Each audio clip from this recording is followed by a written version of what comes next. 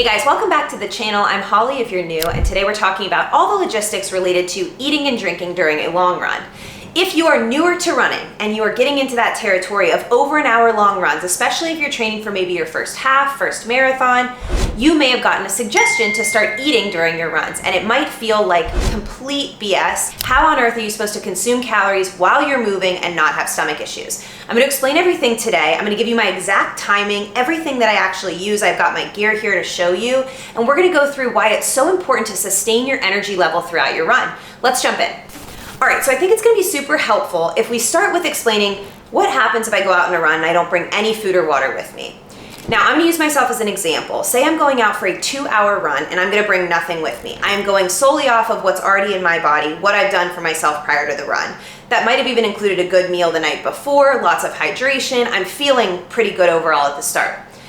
The thing that's going to happen is I'm starting with a full bucket of, I have capacity, energy to work with, and by the end I'm depleted. It has just done nothing but empty out as I go, especially depending on how fast I'm running, how much effort I'm putting in, etc. Conditions outside, all that. Now, I know there's a lot of benefits to fasted running. A lot of you guys have written that you really love running fasted in the morning, and I totally get that. I understand the benefits. For an hour or less, I think you are totally in the clear to run fasted, bringing nothing with you. In most weather conditions, in fact. There's physiological benefits, fat utilization. I know that a lot of you guys, if you have stomach issues with digesting in general, it gives you less problems because there's less room for error. But if I go out and I'm doing the 2-hour run and I'm not bringing anything with me, by the end of that run, I am totally depleted in most cases, meaning I have a lot of work to do at the end of those 2 hours to bring myself back up to normal. Now, this might get in the way of my day if I have a busy schedule, but it also might take away from what I wanted to get out of that run. So for example, if I'm doing the 2-hour run to prepare for a half marathon where I want to hit a certain pace, but because in the middle of the 2-hour run, I'm going for that long run, I don't feel like I have anything to give, my pace might suffer, which means I'm not practicing running the speed I want to run on race day. So my first real point here is that yes, we can go survive a 2-hour run, no problem, not bring anything with us and get through it. But it's not going to be the prettiest afterward, and we could have maybe gotten more out of the workout had we sustained our energy and hydration levels throughout the run. Here we go with the nitty-gritty, all the logistics that you're going to need to apply to your next long run. So my rule of thumb is anything over an hour I am bringing calories for. The only caveat to that, if I'm running under an hour but I'm in a totally foreign place, maybe the trails, up in the mountains, somewhere I'm unfamiliar with, bring something anyway. And I say that because I've been caught in way too many situations where I should have been more prepared. Luckily, I'm here to tell the story, but it wasn't pretty at the time and I don't recommend it. So if you are somewhere that you're unfamiliar with, have calories with you. It's just a good rule of thumb, especially if you're alone. Now the fun part, I'm gonna show you guys everything that I eat during my long runs, and I will tell you it's taken years to get here, a lot of trial and error, but I know exactly what works for me. You're gonna have to go through the same thing and try some products out. So this is a good jumping off point. Definitely try everything that I'm suggesting, but it may not work for you. You might not feel good in your stomach. It might not feel like it's enough energy or too much, etc. So you'll have to tweak this to your needs. But I will be sharing in this video how to introduce foods kind of before you take them out on a long run so it doesn't leave you sidelined in the middle of anything, bathroom emergency, etc. That would be miserable. So trust me on that. First things first, guys, have always loved Spring Energy. They are kind of natural, real food gel packets. I have to address that they recently were under fire because apparently what they were putting on the package did not match the product once it was tested. Specifically, I know with the number of calories. So apparently it was actually way less calories in the packet than what they were saying. I do know since they have already re-released products and said, this is, we promise, what we say it is. Don't know how that happened in the first place. Got to give a little grace to these businesses. I do really admire what they're trying to do, which is put real food in the gel packets compared to the old ones, old school, just like chemicals and gums and fake sugars and all that stuff, which gave you energy, but at what cost? So I've really loved these for a long time. Just be mindful they do expire much quicker than something with a million preservatives in it. So just to read off in one of these packets, and they have all flavors, all different calorie amounts. Like I said, you can trial and error what will work for you throughout. This one has basmati rice, organic applesauce, apple juice, yams, maple syrup, organic lemon juice, vanilla, sea salt, and cinnamon. I think that's great. I recognize all those ingredients. I think that's why it sits well for me. And I mix up the packets that I take based on calorie needs. And we will get to how many and when and all that stuff. Next thing I love are the scratch chews. These I originally got because they were so easy to get in bulk on Amazon. I tried them for a race and they ended up being great. I've loved Scratch for a while. I know they were known for like their powders that you can put in water. But anyway, these are great. These are the raspberry flavor. I also use Tailwind Endurance Fuel. This is a powder that goes in your water. I usually put one of these in a soft flask, and it's 200 calories in one of these. So what I like about that is I don't have to chew and swallow, and especially in the heat, small sips of calories is a lot easier, kind of similar to like a Gatorade or something like that. Moving along, if I'm not doing the sports style stuff, I can just bring a bar and break it up into pieces. You guys know I love these Bobo's bars. I usually like this as like a breakfast before a long run, but I also might bring it on a run and break it into pieces. Cliff Bar, same thing. Both of those will not really melt when you take them with you, so it's nice for that. So we've got the types of foods down. How much of this am I eating and how often? Let's go back to my 2-hour run example to make it easy. Assuming I had a solid meal 90 minutes to 2 hours before, or something that I know will sit well for the run, I will eat again at the 45-minute mark and then once more at the 90-minute mark, and then that would be it.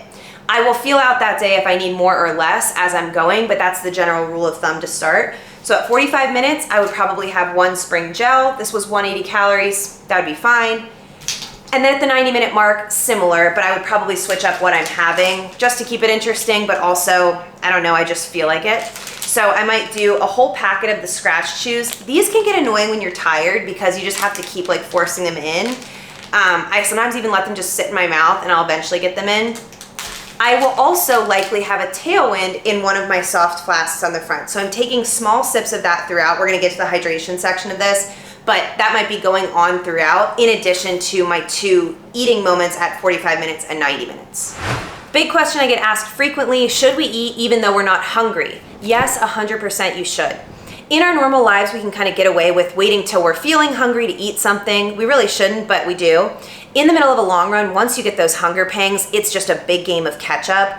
You are burning those calories much faster when you're running, so you really don't want to get to the point of feeling hungry. You want to be ahead of it always. So that's why I like setting those time markers. 45 minutes, I'm going to eat something whether I feel like it or not, because I can trust my body is using the energy. It won't weigh me down.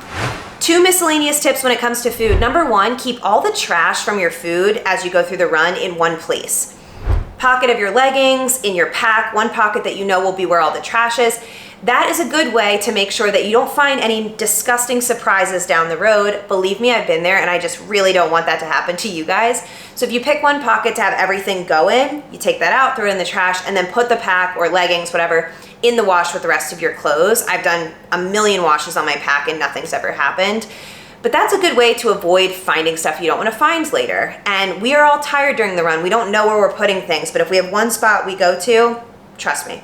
Second thing I mentioned, as you try new foods out, you don't have to do it on a long run right away. So if I've never had this bar before, I've never had Spring Energy before, I would probably try having one on a walk or maybe just a very active day to kind of see how it sits before I take that on the long run. No, it's not the exact same thing as running with it, but it's a good indicator of how it's gonna sit in your stomach initially, and it will show you, I feel a little spike of energy or I don't feel anything, whatever, but it's a good way to trial and error without the catastrophe that could be during a run. All right, let's talk hydration now. Just as important, if not more than the nutrition stuff. Here are my rules for hydration. If it's the winter time or moderate temperatures, 75 minutes or less, I won't bring anything with me. Now, caveat again being if I am familiar with the route. If it's brand new place, I'm definitely bringing water to be safe. You don't want to be stranded. If it's the summertime, I am bringing water no matter what distance run I am doing. I could be doing 30 minutes in the neighborhood, I'm bringing water. It is just not fun to make up for that depletion of fluids at any point. We're sweating so much, especially in Nashville, that for me, I just don't even risk it. A couple things I have used. I love these handheld water bottles. These are great for a shorter hydration need. Amphipod is this first brand. I'm gonna link everything for you guys down below. You can get it on Amazon. It's great. It sticks right to the hand so you don't have to grip. Nathan is a similar concept. They both have little pouches you can store stuff in. These are great for a shorter run. Feels cumbersome at first, but I tell you, just a couple of runs practicing with it, it really won't feel like anything, and you'll be so glad you have water.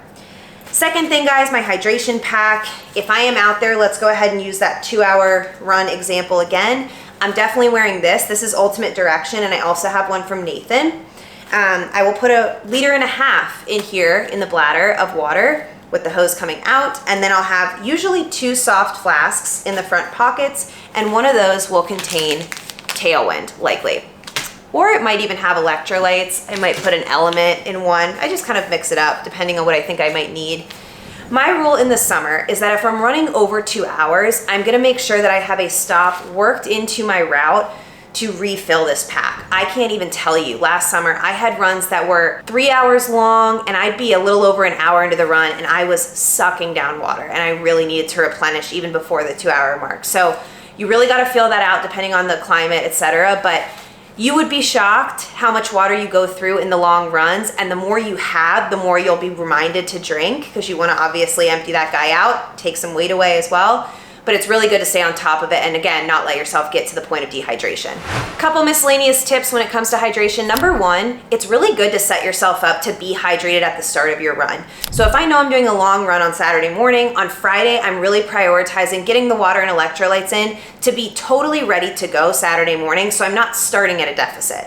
Again, just like being hungry, you don't wanna have to make up the whole time. You wanna just be keeping yourself nice and level throughout. Second thing, guys, if you don't want that sloshy stomach feeling by really chugging all that water at once, small little sips frequently is a good way to go. That's not gonna cause any problems gastrointestinally. You wanna just take small little sips, take your time throughout. I would say I probably am sipping water, I was trying to think about it, maybe every 6 to 8 minutes, 8 to 10 minutes, something like that. There's no real science to that.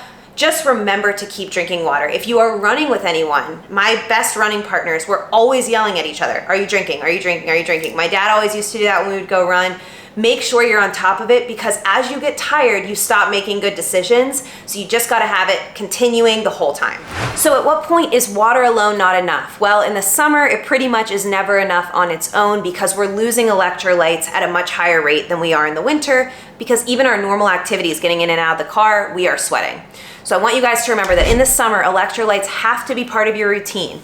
Now, what I like to use is the base salt. You can get this on Amazon. It comes in a big container with the little tubes, and you can refill those as you need. This is super, super easy. I keep it in my leggings pocket. Every 30 minutes on a run, even if I'm running for an hour, I will bring this on the summer runs. Lick my fingers, shake it once, lick it off, and I'm good to go. There's a lot of options for electrolytes. You just have to find what sits well with you.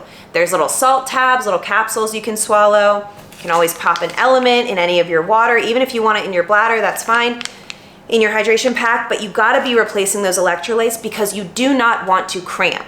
Cramping is horrible in the middle of a long run or a race if you've ever experienced your hamstring, your calf. Don't set yourself up for that. The theme of this video, replacing what we lose, and we have to replace our electrolytes as well. So I'm gonna round this video out, guys, by giving you my whole long run routine. I'm gonna show you exactly at which times I do which things to really paint the picture. But before that, a couple last points to hit home. Number 1, yes, this is feeling probably like a lot of extra work. You are used to going out the door, doing your run and being done with it, but you're now embarking on a new world, the long run. And it's really important that you build a routine that you can then replicate on race day. If you have a good routine that you can depend on, you've got a lot more doors open to you in terms of things you can sign up for and know that you can accomplish. Second thing, a lot of people use timers to remind them to eat and drink and take electrolytes. That is great. A lot of watches have all kinds of programs to do, so everything will beep and go off and tell you what to do. I am strange, and even in my longest races, I like monitoring it myself because it gives me something to focus on. So I like knowing what time I'm at, how long till this, etc., how much am I eating. It just gives me something to distract with. The other thing, guys, is if you are cranky or just feeling bad in the middle of a run, you are likely depleted in one of the areas we discussed today. You're either dehydrated, lacking electrolytes, kind of in that same realm, you're hungry or on the verge of being hungry, or maybe you ate too much prior. But all the problem solving can usually come back to the categories we covered today.